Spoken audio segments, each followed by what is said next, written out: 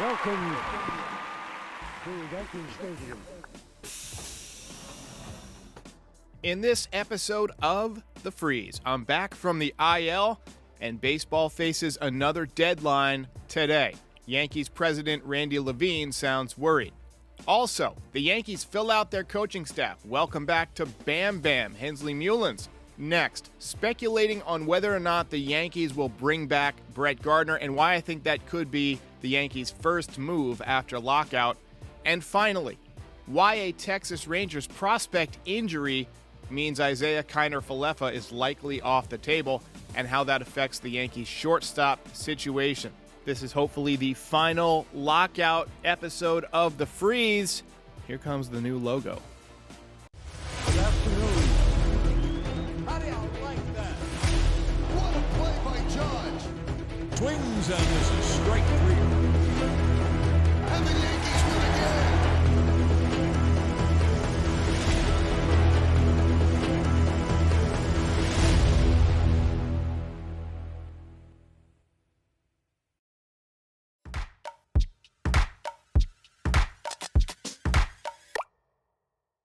Did you guys catch the interview with Randy Levine on Michael Kay's broadcast yesterday on ESPN Radio? I tell you what, that got me depressed because he sounds legitimately worried that the entire season could be lost. You know, he's been in enough negotiations over the years.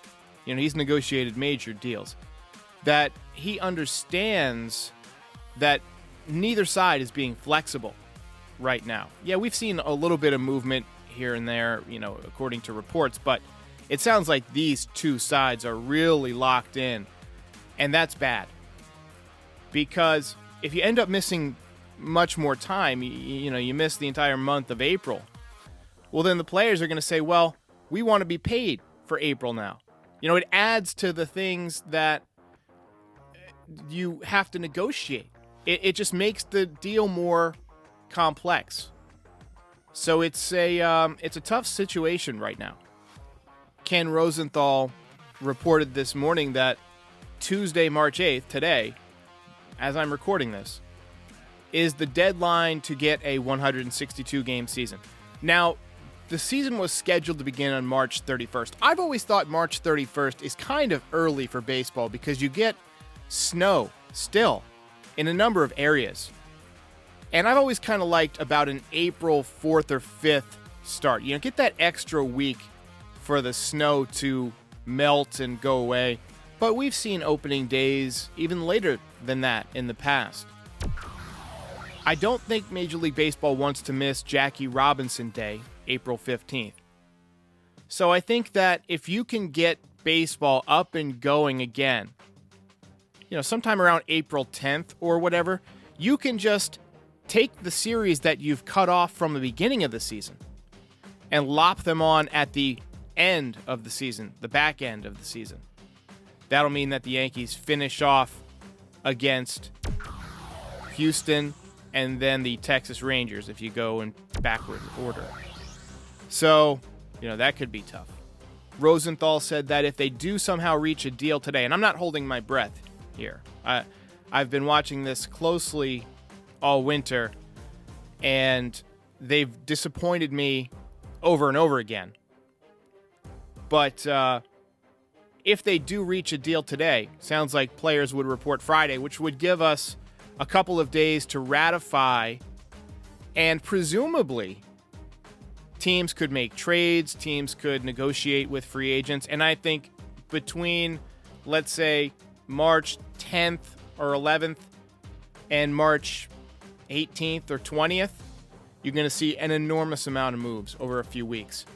You're going to see guys changing spring training facilities because they're going to get traded from one team to another, going from Arizona to Florida. That's something you don't typically see. You don't like to interrupt a guy's training, so it's very rare that you see moves made in spring training. You'll see free agents sign in spring training, but typically you don't see big trades. Now, the David Wells, Roger Clemens trade happened at the very beginning of spring training. I feel like the Chuck Knobloch deal in the late 90s. I want to say it was 98. I feel like that happened just before the season, too. But typically, you don't see stuff happen, after February 1st.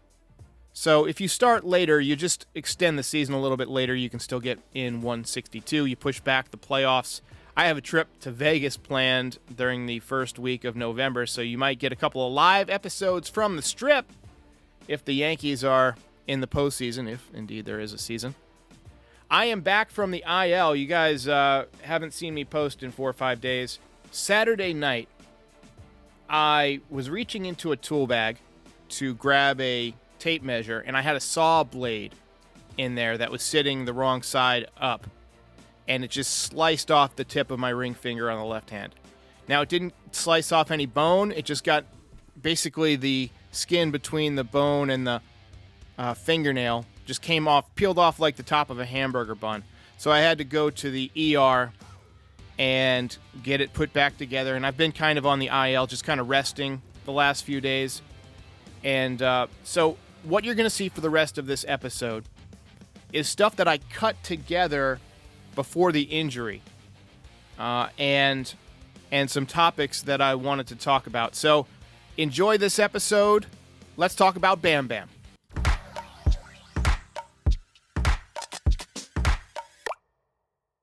We got some positive news from the coaching front. Hensley Mullins, who has a really good reputation around Major League Baseball as being an excellent coach, has been hired as the Yankees' new assistant hitting coach. He'll be the assistant to Dylan Lawson. Lawson was promoted this winter from a minor league role. The Yankees had previously named Eric Chavez to the position, but Chavez later went on to become the Mets' primary hitting coach, and this was a possibility that the Yankees had said they were aware of when Chavez agreed to the role. Hensley Bam Bam Mullins is now 54 years old. He actually was a top Yankees prospect at one time. He went on to make his major league debut with the Yankees in 1989, and then he played 159 games over 5 seasons with the Yankees. After his playing career ended, he went on to coach in the Giants system for 11 years. He was a hitting coach for 8 years. And then in 2020, he was the Mets bench coach. He actually interviewed for the Yankees managerial position in 2017, and I've seen a few baseball writers say that he was considered the runner-up and would have gotten the job if Aaron Boone had not been hired. And I find that interesting because that gives you avenue if you do want to get rid of Aaron Boone at some point. He did sign a 3-year contract, but if the Yankees decide to replace him at some point, they have a ready-made backup ready to step in Hensley Mullins.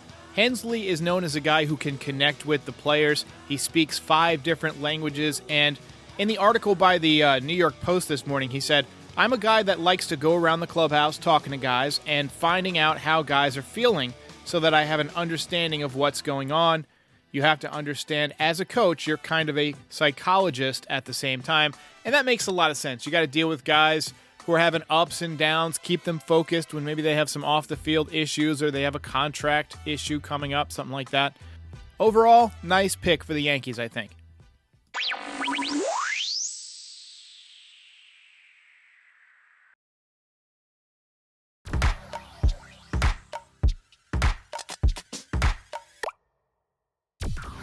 When the Yankees didn't pick up Brett Gardner's contract option a couple of months ago, I wouldn't blame you if you were a bit skeptical that he was going to walk off into the sunset.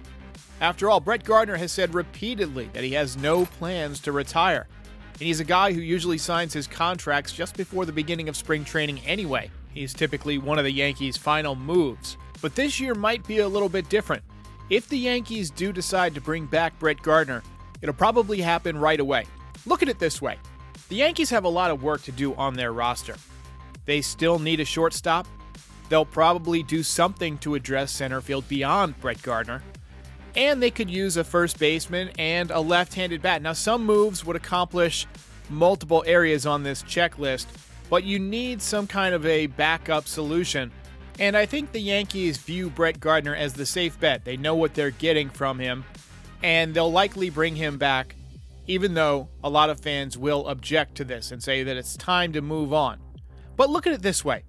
If you have a checklist and the items on your checklist are walk the dog, take out the trash, and then rebuild the engine on your car, you're probably going to walk the dog and take out the trash first. Get the easy stuff out of the way because you don't know how long it's going to take to work on the engine of your car.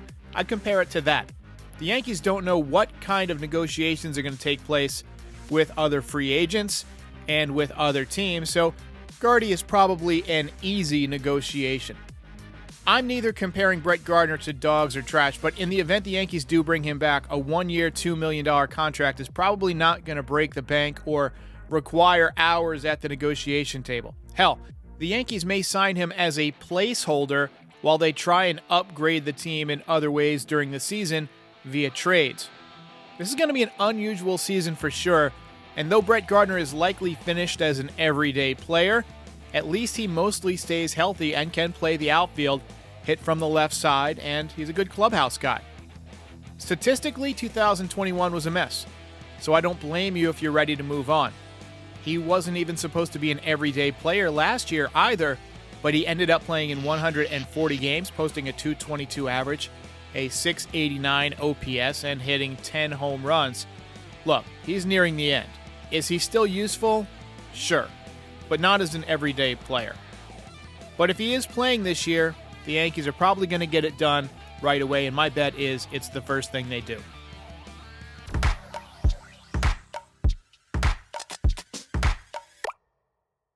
All right, we've been talking all winter about who would be the Yankees' opening day shortstop, and it's still unclear at this point.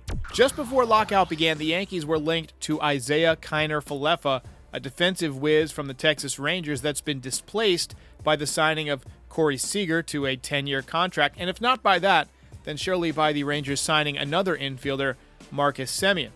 Projected to play third base was former number 8 overall pick from the 2019 draft, Josh Young, who hit .348 in AAA last year and was being looked at as a future star. However, Young has been sidelined with shoulder surgery, labrum surgery.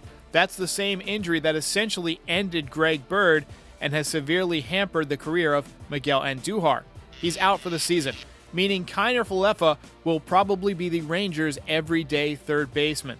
Now, this isn't a guarantee. The Rangers have shown a willingness to spend, and Chris Bryant is still out there for the taking, but theoretically the Rangers will try and rehab Josh Young back to a stud next year and won't want to block him with Chris Bryant in a long-term contract, but Bryant can play center field, he can move around.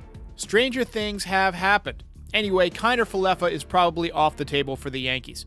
That leaves the Yankees with 4 clear options at shortstop, in my opinion. Number 1 is Carlos Correa, who's going to cost an insane amount of money, and because he just hired Scott Boras, he may hold out a while. Now, it's possible that the Yankees just go for the path of least resistance and go ahead and sign the best shortstop available. That could happen, but I don't think it does. You have Trevor Story, who's a good player, and rumor has it he might be willing to take a 1-year contract in order to hit the market next year with less shortstops and less confusion about the CBA. No question that if he signs and has a good year, he'll get a big contract next year. Andrelton Simmons is still out there. He doesn't hit very much, but I once heard someone describe him as one of the only players you'd buy a ticket to watch play defense. It used to be true. I don't know if it's 100% true anymore, but his lack of offense is concerning. And last but not least, an internal solution. This means starting the year with Gio Urshela as your shortstop and transitioning over to Oswald Peraza by mid-season after he gets about 50 games or so at the AAA level. If you believe, like I do, that the Yankees are in on Matt Olson, then they're likely going to have to use Peraza as part of the package to get him, no matter how much they don't want to. That would force them to go with Gio Urshela at shortstop for the full season. He may break down. You've already lost depth with Tyler Wade going to the Angels, Andrew Velasquez also going to the Angels. Yankees don't have a lot of other depth that's ready. Anthony Volpe is still a couple of years away. I don't think they want to go with Urshela at short for a full year. He's likely to break down. He had trouble at third base last year, and he's not great offensively. The Yankees need to upgrade that position. With Aaron Judge a free agent after the season, unless he gets an extension, the Yankees are going to be crunching the numbers, and I'm doubtful that they're going to lean into another $300 million contract before they sign Judge. That leaves Trevor Story on a 1-year deal, or Andrelton Simmons, who, let's face it, doesn't really move the needle all that much offensively, and fans don't really want him. Fans want something new and shiny.